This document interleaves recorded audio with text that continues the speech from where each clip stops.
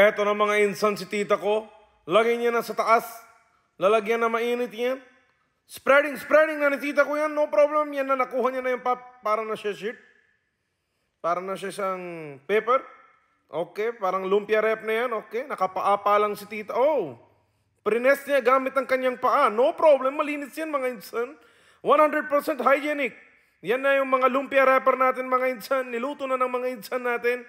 Wow, good luck. Ito na guys, si tito ko nakatawal pa din. Pumipili siya ng breakfast niya. Gusto niya karne lahat na walang buto-buto.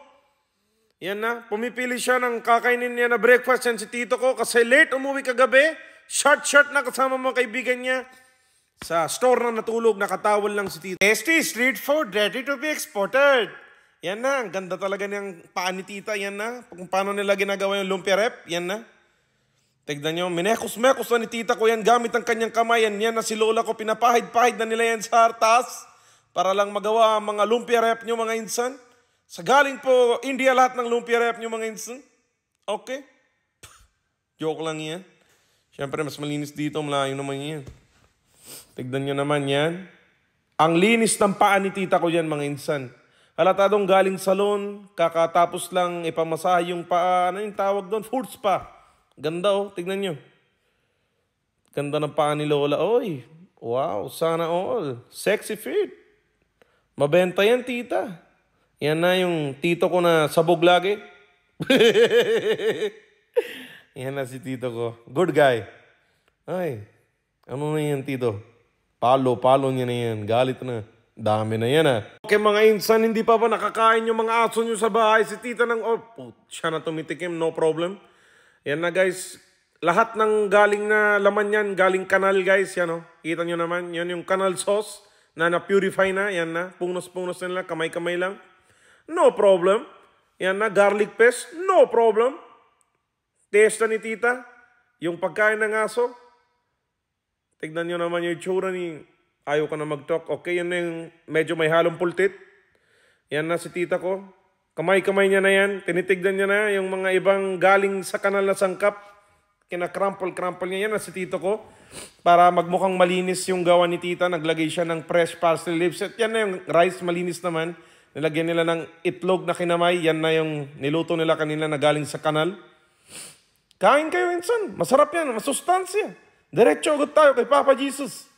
Mr. Nobody, what country is this? They only make the limited edition, once-in-a-lifetime juice kung saan makiklaim mo ang immortality. Yan na si insan. Punit niya na yung isa fruit. Yan na, lagay niya na sa loob. Sa tubig na may batya. Batya na may tubig. Yan na, tanggal niya na hanggang balat. Lahat na. Punit mo na yan, insan. No problem. Sobra na malinis yung papainom mo sa amin. Okay lang yan. Basta pandagdag ng buhay. Yan na. Binawasan niya yung tubig. Mekos niya na gamit ang kanyang mixing na kamay. Sobrang malinis yan mga insan. To be noted. Sobrang malinis. 100% hygienic na juice. And it is an immortality drink level 75. Yes. 75% mabuboost ang buhay mo sa juice na yan na gawa ni insan gamit ang kanyang kamay. Yan na. Squeezing niya na. Yan na yung juice mga insan. Sobrang masarap. Good luck sa mga inom. Yan na insan. Pampalakas yan.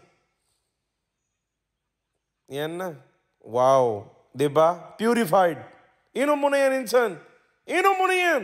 Gusto mo bang gumaling agad yung pasyente niyo sa hospital? Tito mo na sa hospital. Lola mo na sa hospital. Tito, tita, papa, mama, sino na sa hospital? Pakain nyo na pagkain na yan. Diretso langit na yan, mga insan. Siyempre, walang sin na nakos. Alam mo yun? Yan na, mekos na ni insan ko sa rice crepes. Yung canal sauce, na secret purified canal sauce ni insan. Mekos yan na yan ng todo sa rice crepes. Yan na si insan. Ikot nga lang. Kuha pa siya sa kabila. Yan na. Grabe, dami na lamok. Yan na, naglagay siya ng green parsley leaf. Kumuha siya ng paper bag na brown. Kuha siya na itlog. Crumpling niya na itlog. Mekos niya na. Lagay niya na yun sa paper bag. Yan na. 1 down, 1 to go. Marami na pila yan kay insan. Mahilig ang mga insan ko sa mga canal sauce. Kita nyo naman guys. Sobrang fresh. Okay, crumpling niya na yung sa secret sauce. Mekos niya na. Kuha siya ng brown pepper. Yan na. Lagay niya na yung pagkain nyo. Good luck sa mga pasyente nyo sa hospital. Si Insan ko na bahala. Yan yung isang herbal hygienic na gamot na gawa ni Insan ko. Naka-gloves, Insan. Naka-gloves. Yung ingredient lang na galing kanal, pero naka-gloves. Tapos may protein pa, itlog. Yan, di ba? Punit-punit niya na yung mga itlog. Sobra na yan. God bless. Good luck. I am very proud. Nice work.